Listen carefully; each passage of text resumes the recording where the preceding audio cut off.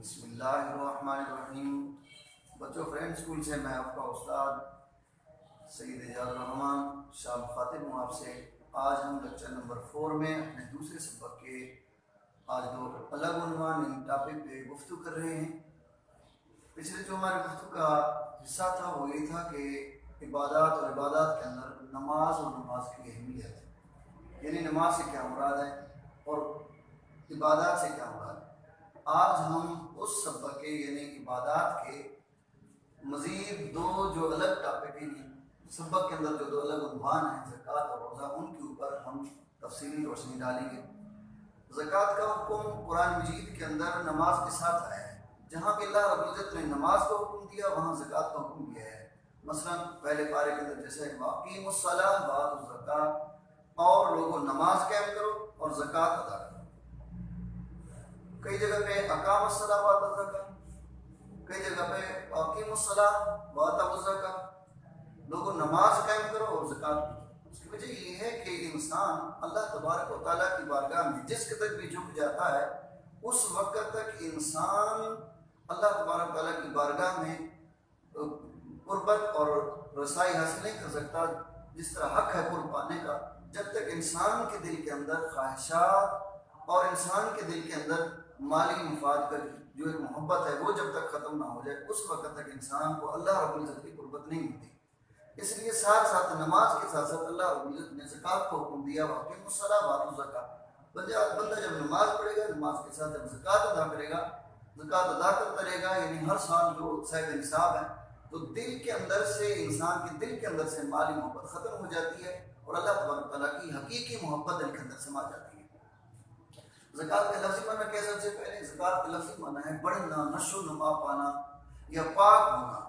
جب انسان اللہ تبارک تعالیٰ کی بارگاہ میں اپنے مال کا 40واں حصہ خرچ کرتا ہے، پہلا فائدہ تو یہ کہ انسان کا مال بڑھتا ہے۔ اللہ کے نام پر خرچ کرنے سے مال کم نہیں ہوتا، بلکہ اللہ تبارک تعالیٰ ایسے اسباب پیدا کرتا ہے کہ انسان کا مال بڑھتا رہتا ہے۔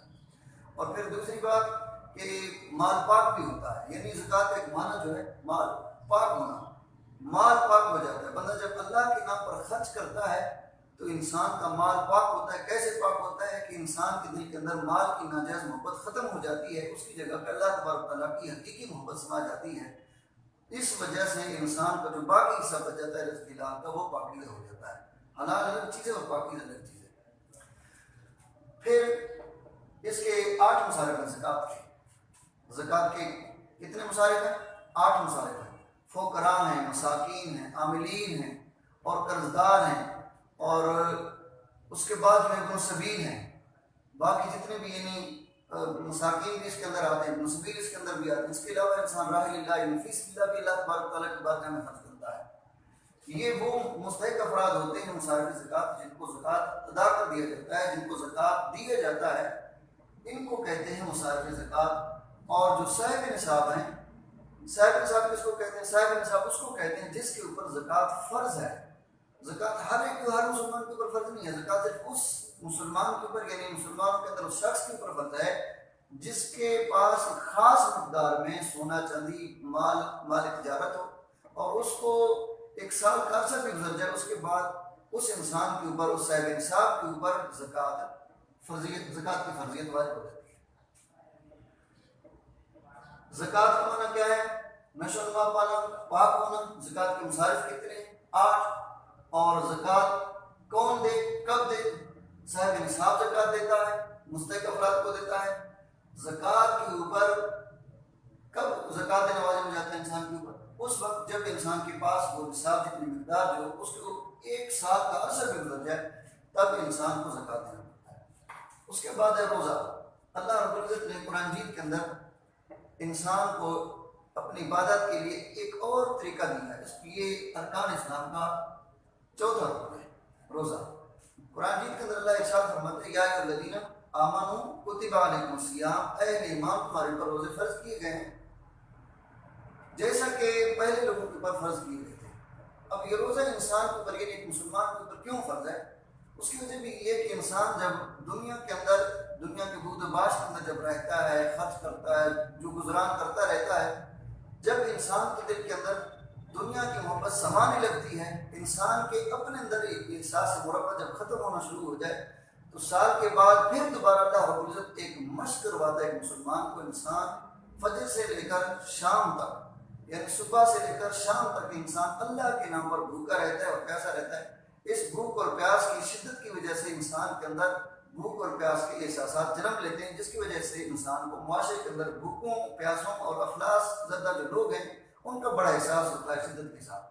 اس لیے اللہ رب العزت نے اپنی عبادت کا ایک اور طریقہ بھی یعنی روزے کی شکل میں بھی دیا. فرمایا لوگوں تمہارے اوپر روزے فرض کیے گئے ہیں جیسا کہ تم سے پہلے لوگوں پر فرض کیے گئے تھے. اور فرض یہ اس لیے شاید تم پرہیزگار بن جاؤ. پرہیزگاری ہے یہی کہ انسان کے دل کے اندر اللہ تبارک و تعالیٰ کی محبت ہی رہے.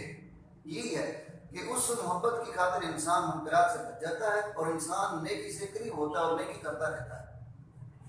اگر انسان کے دل کے اندر مال کی محبت سما جائے اور پھر اس مال کی محبت بڑھتا یہ محبت جب اس حد تک بڑھ جائے کہ انسان خدا نخواستہ اپنے اندر کی انسانیت کو کھو بیٹھے.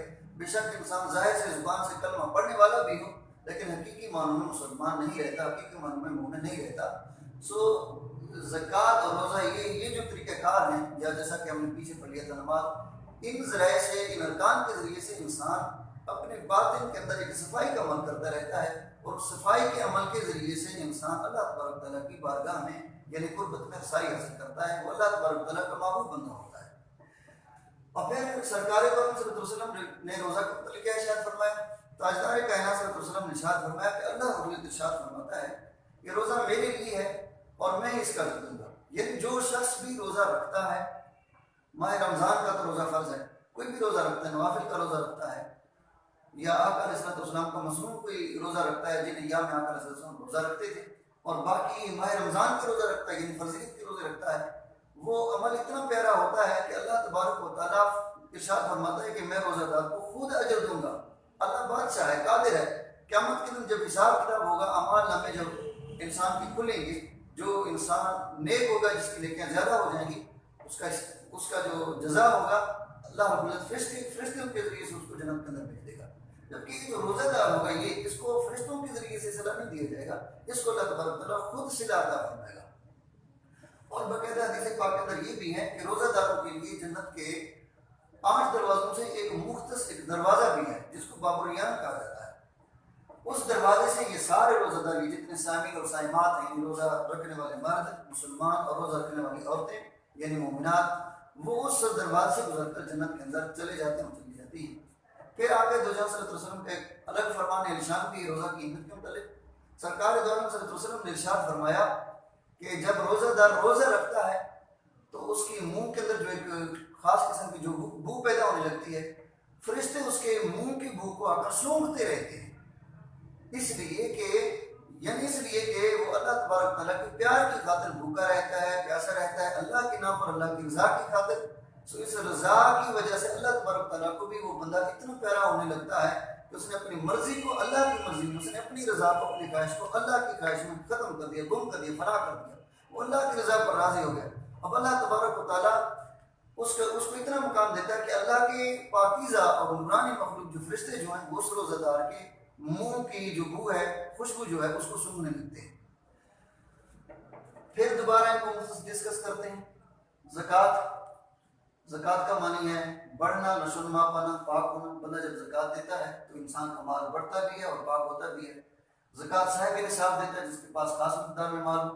اور کن لوگوں کو دیا جاتا ہے؟ جو مستحق افراد ہوتے ہیں جن کو زکوٰۃ ادا کر دیا جاتا ہے. روزہ جو ہے، روزہ کا جو لفظی معنی ہے رکنا یعنی سائم، اس کا جو صوم جو ہے اس کا لفظی معنی جو ہے رکنا.